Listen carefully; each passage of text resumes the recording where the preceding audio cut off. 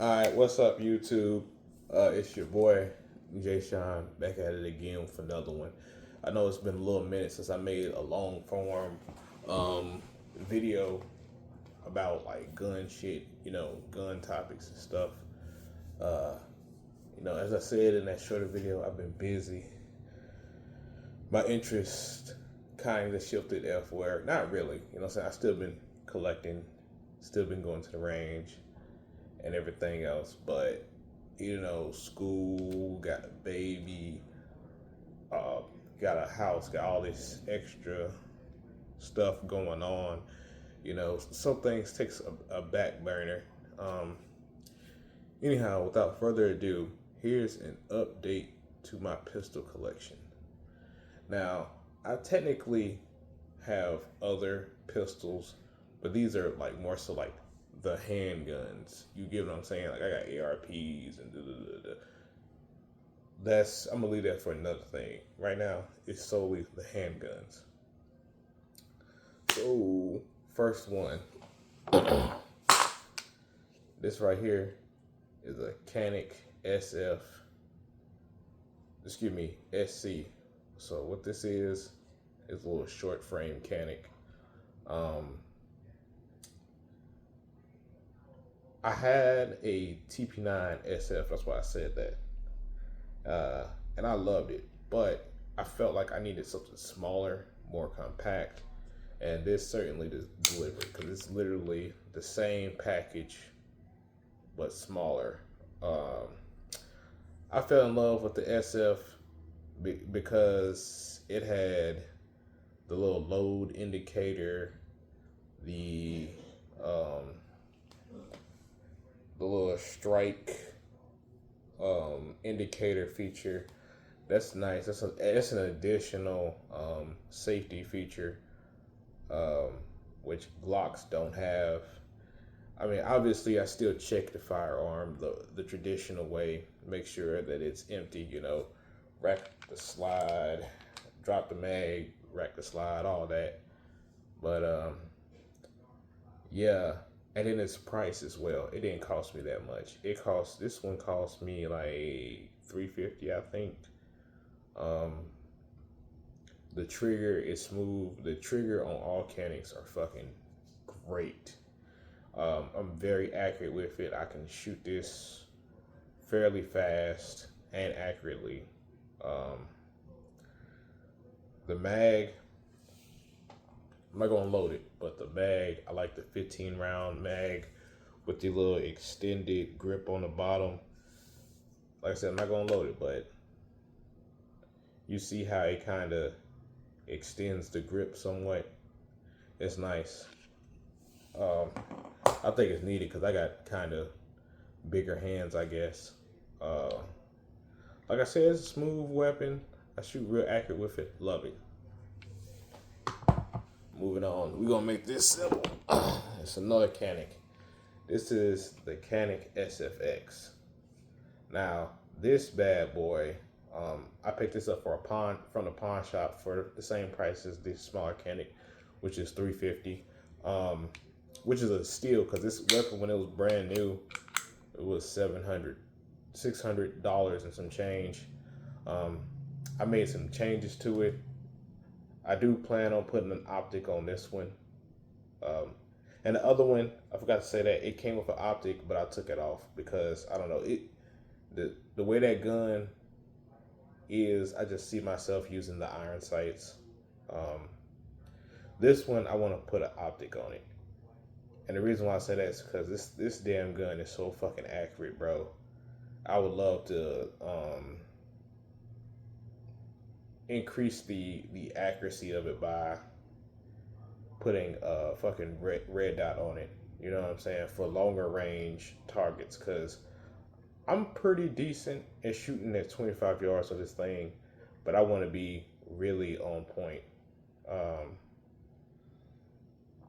Let's see here. It had a curved trigger at first, so it had a trigger on it that was like this one with the little curve on it. I did some little modifications and I put the Hefe trigger in it. I got it off of eBay and it has greatly improve the performance of an already awesome fucking trigger. So I mean, I can damn near mag up this fucking gun at 10 yards and hit all A zone. I swear to God, like it is, or I say like 7 yards. I can hit all A zone mag dumping it.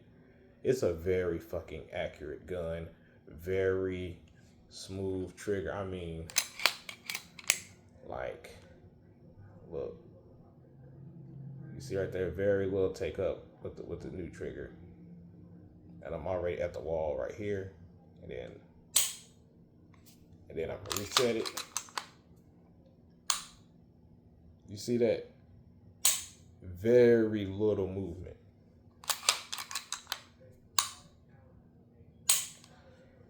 Love it.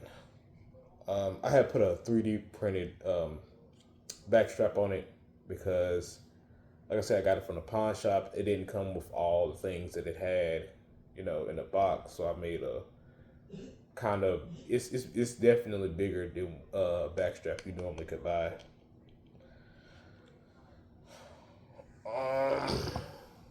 Yeah. Oh yeah, both of those are 9mm, by the way, just in case you guys didn't know what caliber they in. Up next is the 45. Now this one is not the original one I had in my first pistol collection video because I had sold the original, which was the actual nickel plated one. This one is from the pawn shop again. I got it for $400, I think, and it was like originally a black model, but somebody had, Jerry fucked it and sanded it down. I like the way it look. It looks like it's old and kind of weathered. But anyhow, yeah, I had sold my original one for a bike because I wanted to get more so into some type of exercise. I was going through things and I felt like I needed to start moving around, becoming more active in my life. But this one I had put a compensator on and I had put a flat face trigger on it. It's a fucking awesome gun. I love it. It shoots very flat with a compensator. So let me go ahead and boom. So that way you can see it. Let's see here. What else? I mean, I love mag dumping it. Very accurate, very smooth, very demure. Can't go wrong with it. 45. That's pretty much it. I ain't got nothing too much to say about that one. This right here, this is the first gun that's from the OG collection I had. So this guy right here is a 43X, but with a PSA C1 slide on it. I have gone through so many things with this damn gun, like in terms of like issues and problems and this and that. So I finally got it back to work again, and I'm not touching it anymore. And I don't know. I don't know about carrying it again. I don't know, because I feel like I got better options to carry. This is still a good gun. Well, now that I fixed it again, it's a good gun, but I don't know if I trust my life with it. Because it's just, I don't know, it seemed cursed. Because at first it started off great, you know what I'm saying? I paid $750 for this gun. So this is like one of the most expensive pistols, handguns that I had bought at the time. And I was like, what the fuck? Why is this thing acting up? And this is before I put the slide on it, so you can't say it's a slide. But anyhow, it's fixed. The most important thing is it fucking fires. The fucking trigger. The trigger goes click. And it, you know what I'm saying? It shoots every time. I had issues with all types of shit. I don't even want to get into it. It'll be another video for this gun. But that's 9mm. It came with a red dot and shit. It had the normal black slide on it, but of course I replaced the slide on it because I wanted it to be compensated. And That slide was like, I don't want to tell a lie, but it was probably about $200 something like that. Here's another pistol that has some issues. I'm trying to get it to run. This is a TX22 with the fucking FRT on it, and yeah, I had did some digging around for this fucking gun. Everywhere you look, it's being scalped, and the price on it is like fucking ridiculous, like $700 fucking dollars or more for this fucking gun. It's like $300 fucking dollars. I wasn't paying that. I got lucky. I searched around on Arms List, and I found a pawn shop selling it for the correct price. I hurried up and scooped this bitch up. Um, I'm gonna try to put a different FRT in it because I think that could be an issue. Um, I have the weights and shit on it, and it still wasn't functioning. I don't know. So I'm gonna try to swap a different FRT in it. But I have got this thing to do some bursts, and it was pretty fun to see it, you know what I'm saying, with the fucking FRT and shit. So that's pretty nice.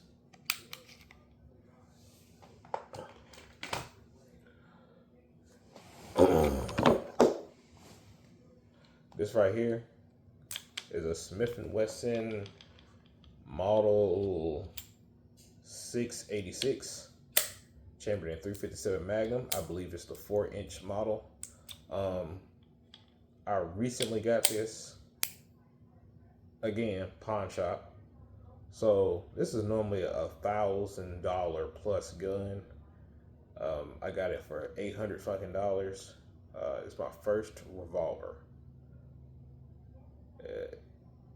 It's a pretty smooth shooting fucking gun for what it is. I'm not gonna lie, shooting a revolver is fucking different. You know what I'm saying? Heavier trigger pull. I mean, look at this. This is a heavy ass trigger pull. And I know, of course, you can cock the hammer since it's double action, and it has a fucking hair trigger, and that's awesome.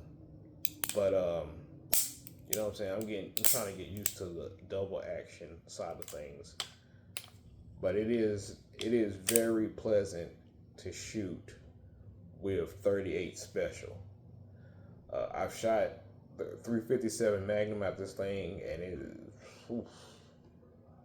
woof, like this. It gets pretty bad after 50 rounds. I'm not gonna lie. I know to me that's not a lot. 50 rounds is easy to go through with 9, but 50 rounds of 357 through this damn thing, ow, you're gonna feel it. You're gonna fucking feel it.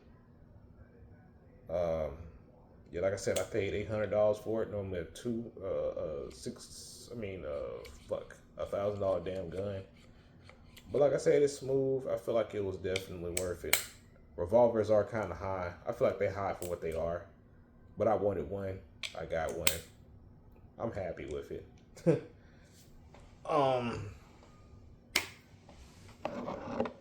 Another OG from the collection. So this right here is a Glock 17, a Gen 2. And this is my first serious concealed weapon. I had got my concealed license with this thing. I don't know if you guys remember me telling why I had bought this. I bought this as a graduation gift because I had, well, congratulations gift rather, because I had completed my contract in the military honorably. I made it out unscathed, no Article 15s or anything. So I said, fuck it, I'm gonna buy myself something. Before I left Louisiana, I bought me a pistol. Yep. This bitch is from Louisiana. I ended up putting an FRT in this thing. There's a video that should be on my YouTube of me shooting it. I got this thing for $300 at a pawn shop.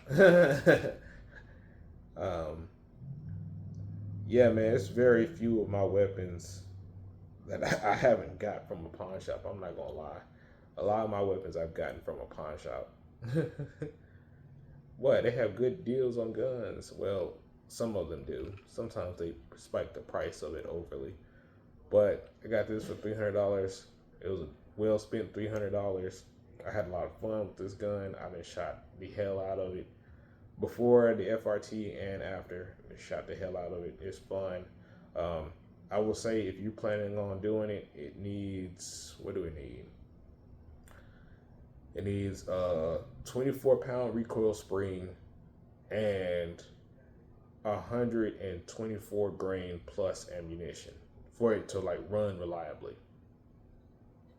And of course, shave down the trip just a little bit. Make sure that you know what I'm saying, you shave down the connector as well.